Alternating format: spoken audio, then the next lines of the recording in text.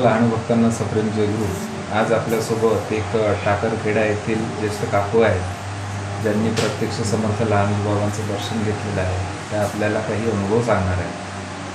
संस्थान परिसरामध्ये बाबाजींच्या कुटीमध्येच आपण बसलेलो आहोत. काकू जय गुरु. जय गुरु. जय लहानोजी. जय लहानोजी महाराज. सर्वात आधी तुमचं नाव सांगा संपूर्ण. माझं सो मंदाताई राजेंद्र मानकर. मला आरवीला दिला आहे, पण इथे माझे सासरे एक वेळा दर्शनाला आले. त्यांनी दर्शन केलं आणि बाबाजीने सांगितलं की तुम्ही आता इथेच काहीतरी 2 एकर पहा.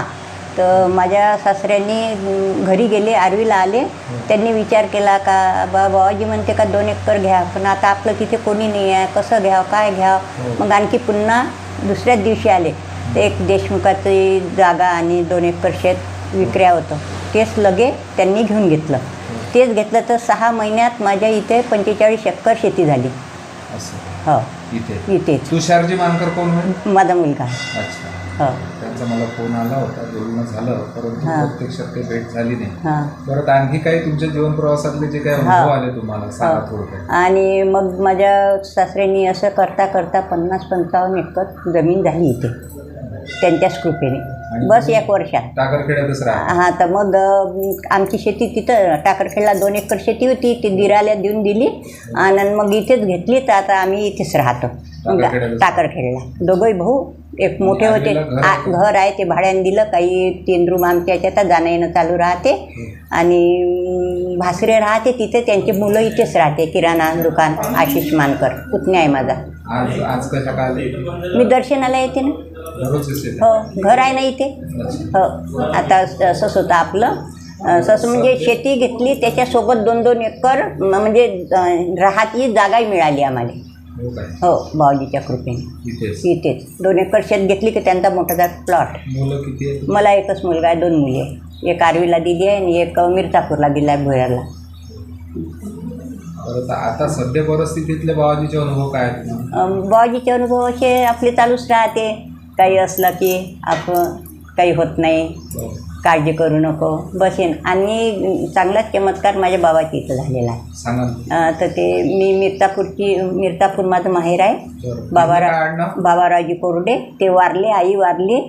त्यांचं शेत असं म्हणजे भानगडीचंच होतं ते.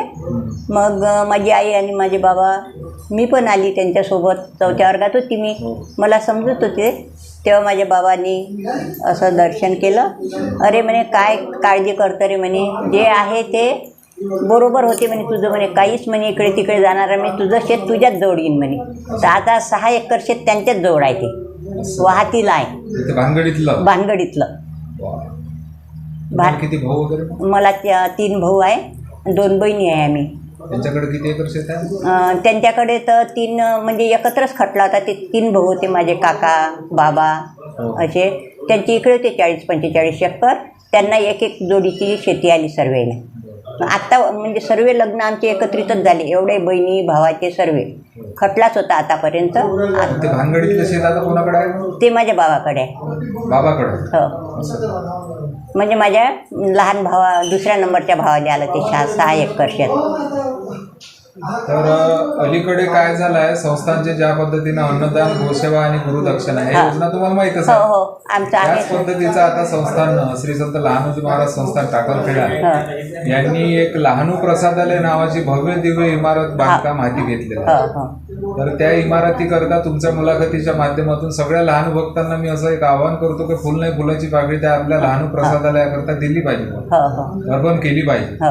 आणि फार मोठं काम पुढल्या पिढीसाठी समाज उपयोगी काम आपल्या लहानोजी महाराज संस्थांचं सुरू आहे. आणि त्या पद्धतीचं आत्ताच आपल्या इथे तुमच्या सानिध्यात आपले जे संस्थांच्या प्रसादालयाचं बांधकाम पाहणारे जे इंजिनियर लोक आहेत, लोक आहेत, दर्शनाला आलेलेच आहेत. आपण बसलेलो आहोत, कुटीमध्ये बसलेलो आहे. आणि त्या पद्धतीचं काम बाबाजी करून घेत आहे. सगळ्या पद्धतीच्या सगळ्या भक्तांना मी तुमच्या मुलाखतीच्या माध्यमातून एक आवाहन करतो. आणि तुम्ही जे काही अनुभव सांगितले याबद्दल मी तुमचा आभारी आहोत. जय गुरु. जय लहानोजी महाराज.